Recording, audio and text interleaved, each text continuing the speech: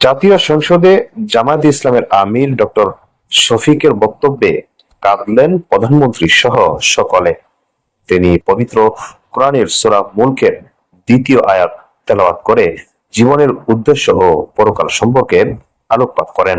তিনি উল্লেখ করেন যে মানুষকে পৃথিবীতে পাঠানো হয়েছে উত্তম কাজ ও সুন্দর চরিত্রের পরীক্ষার জন্য। মানুষের মধ্যে সেই উত্তম যে মানুষের কল্যাণে কাজ করে। আমি সূরা মুলকের ২য় আয়াতটি এখানে তেলাওয়াত করেছি। আল্লাহ রাব্বুল আলামিন এই আয়াতে সমস্ত মানব জাতিকে স্মরণ করিয়ে দিয়ে বলছেন, আল্লাযী খালাকাল মাউতা ওয়াল হায়াত, তিনি সেই মহান সত্তা যিনি তোমাদেরকে মৃত্যু এবং জীবন উপহার দিয়েছেন। আগে মৃত্যুর কথা বলেছেন আল্লাহ তাআলা,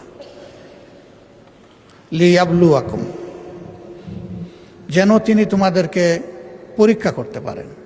আইয়ুকুম, তোমাদের মধ্যে কে আহসানু আমালা, সুন্দর চরিত্রের অধিকারী, উত্তম আমলের অধিকারী। ওহুয়াল আজিজুল গাফুর, যারা স্বয়ং সৃষ্টিকর্তাকে অগ্রাহ্য করবে তাদের ব্যাপারে এই মহান সত্তা বড় কঠোর, কিন্তু যারা তার অনুগত হবে আল্লাহ তাদের প্রতি খুবই দয়াপরবশ। তার এই অবদান স্মরণ করে আমার চোখে পানি আসছে। আমরা তার ঋণ পরিশোধ করতে পারবো না।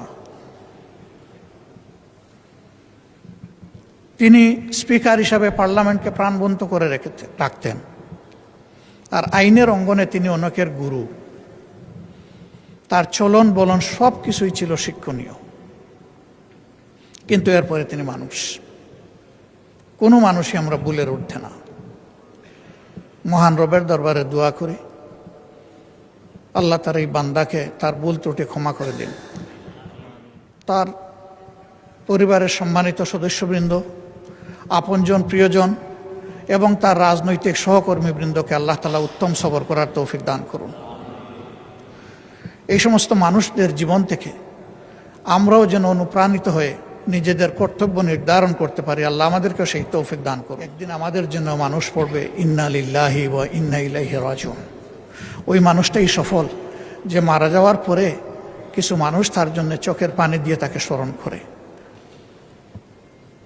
আল্লাহ আমাদের জীবনে সেই সাফল্য অর্জন করার তৌফিক দান করুন। মাননীয় স্পিকার, আপনি যে জায়গাটায় যে চেয়ারে বসে আছেন, তিনি এই চেয়ারে ছিলেন। আল্লাহ আপনাকে অসুস্থ রাখুন। আল্লাহ ইনসাফের সাথে আপনার দায়িত্ব পালনের তৌফিক দান করুন। মহান দরবারে এই দোয়াগুলা করে আমার কথা এখানেই শেষ করছি।